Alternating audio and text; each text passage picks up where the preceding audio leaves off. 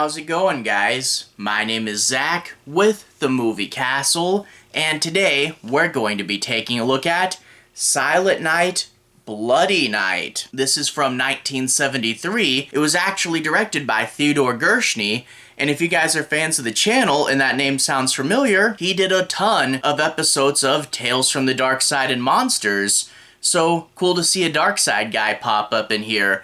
Speaking of another crazy name to pop up in the credits, this was actually produced by Lloyd Kaufman. Yeah, Troma's own Lloyd Kaufman. This is an early movie in his career. As far as the actors go, we have Patrick O'Neill and John Carradine, as well as Walter Abel and Mary Woronov. And I guess I should start the review with my history of finding this movie, and I think it is pretty similar to a lot of people's. You look through the used movie shop, and you just try to see what's up, and eventually you stumble across this, and my first thought was, what is this, some weird release of Silent Night, Deadly Night? But no, it's a completely different film, and that title is just a coincidence. But then once you see it, you start to see it all over the place. Like, this movie is in a ton of these multi-packs, like this Evil Places 4 movie collection. It's in the same multi-pack as Don't Look in the Basement, House on Haunted Hill, and Satan's School for Girls. That sounds like an interesting title. But I was wondering what was up with this, and I think the story is something like it did a good initial run in the theaters back in the drive-in day, and when they had made their money, they just never bothered to renew the copyright, and Silent Night, Bloody Night would kind of fade into obscurity. And then I think it was like Elvira or someone would bring it up and kind of give this movie a cult following. The new cult following crossed with the early days of home video, a free public domain movie with a cult following that we can put out on home video and get a lot of people's attention. Yeah, Silent Night, Bloody Night got passed around a lot, and a lot of the copies are like bad VHS rips, but whatever, it's still a pretty good movie. If you guys want a 70s style old dark house movie, yeah, this is good creepy atmosphere. It's also a Christmas movie, but it just kind of happens to take place on Christmas. There is some ironic Christmas imagery, but not a ton. But really what you're dealing with more is the cold winter wind and the snow on the ground, just really amping up that atmosphere, and plus the way it's kind of grungy. Like, if the transfer's not too bad, this thing being kind of grimy really adds to the feel. That really cool 70s creepiness. If you guys want a cool 70s film, this is a good creepy 70s film. And then plus it's also in that proto-slasher period, you know? It's not really a slasher movie, it's more of a who's the killer axe murderer movie, but you can definitely tell that we were moving in the direction that would eventually get us to slasher movies, even if we weren't technically there yet. Now, I will say this isn't going to be for everybody. It is a little slow at points, and I know that older films don't always translate well to the younger generation, especially if you get a copy that has a bad VHS rip to it. And I will admit, yeah, the plot, the mystery, could have been pieced out a little better, and in turn we get like a big exposition dump at the end. But whatever. If you guys are in the mood for a cold, old-school, creepy 70s movie, this is a good one to check out. Definitely glad I finally watched this after seeing this title floating around for so long. It definitely has some interesting elements, and again, don't expect the world from it. It is a low-budget, slower movie, but it really does have its moments. And when we get to that end, boy, we got a good little macabre story going on. So yeah, I can recommend it with a caveat of for the right crowd. Anyway though, let's talk a bit about the plot in order to analyze it deeper. I'm gonna be focusing mainly on setup, so I'll be avoiding major spoilers, but I do want to dig deeper and look at a few things. So without further ado, let's dive in. We open up with a really good framing mechanism. We see our lead character, the mayor's daughter, wandering through the woods, and she says, "Soon they're going to tear the house down."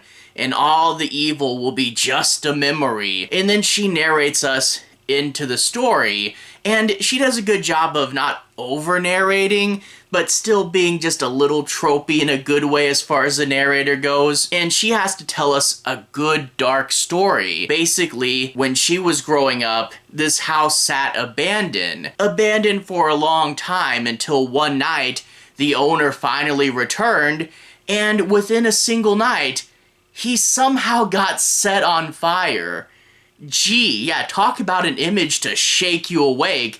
You're looking at this creepy old house, Christmas Eve, and then a man runs out on fire? That's good. And she says he didn't know, but there was someone else in the house that night. Good, creepy, old, haunted story stuff here. Really gotta love it. Well, it turns out when the owner of the house died, he passed it on to his grandson, with the caveat that he would never move into it and let the house sit as a monument to inhumanity. Good stuff there. Well, for the most part, the grandson obeys the directions until it's 20 years later, he needs money, and he sends a lawyer down to the area to sell the house. The lawyer meets with the mayor, and the mayor's assembled a group of concerned people, all with positions of power, and the guy who he has selling it says, look, he'll sell it to you if you can get $50,000 by tomorrow, which, gee, $50,000 for a house, that would be crazy cheap, especially with how cool this house is. And they're like, oh, I don't know if we could do that. And he says it's a steal, it's worth like $250,000, he just needs some cash right now and he knows you want it. But of course they backtalk this guy as soon as he leaves, like, this pompous city elitist, how could he even ask that? Again though, you're getting a really great deal.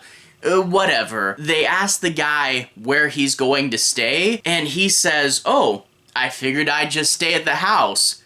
Well, are you sure you really want to do that? Just a little bit of that conspiracy element seeping in there. That is really good. Well, he's going to stay at the house, and I'm sure absolutely nothing creepy or terrible will happen in there. Well, fast forward in the plot a little bit, and we get the grandson of the homeowner, and he's coming down and he's saying, I don't know what's going on, I need to figure this out, and I need to investigate. All the while, people are getting mysterious phone calls from the house with a creepy, muffled voice that identifies itself as the grandson's deceased mother, asking people to go into the house. And of course, people in the town are starting to get picked off one by this mysterious axe murderer. Plus, we have a looming question in the air. We see a cameraman, like a point of view camera, escape from an asylum. Maybe one of these characters isn't who he says he is. So you get lots of dangling plot lines, lots of mystery up in the air, and the grandson will wind up teaming up with the mayor's daughter to solve the mystery. Now, a few other points I want to touch on.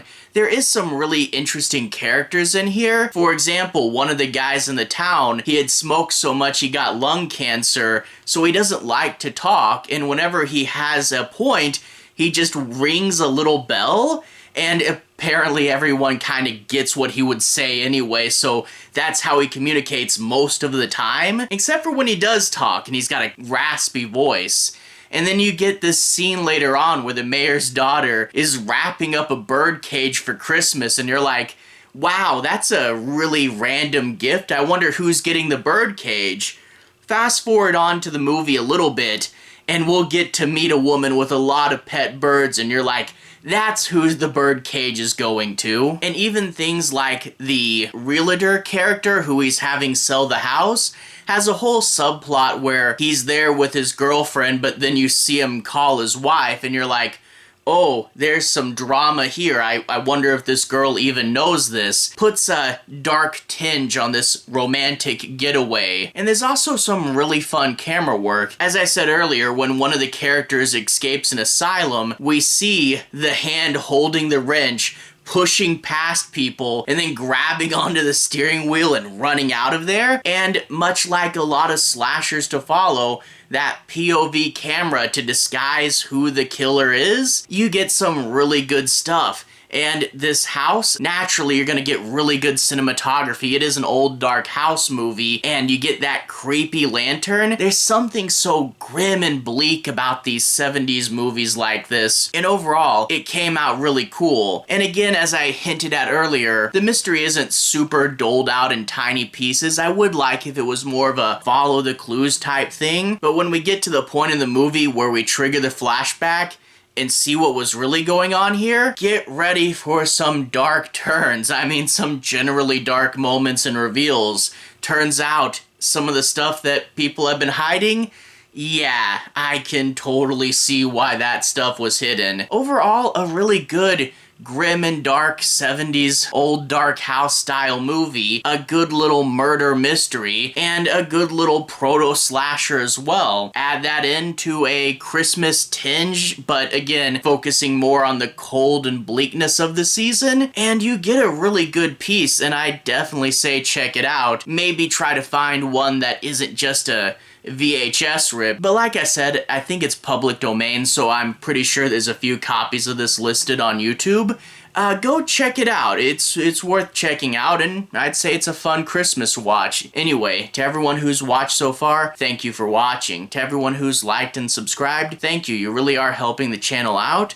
I'll leave a relevant playlist on the bottom. How about this year's Christmas marathon, where you can see me talk about a bunch of different Christmas movies this year. Anyway, have a good day. I'll see you guys again very, very soon. Relevant playlist here. Have a good day now.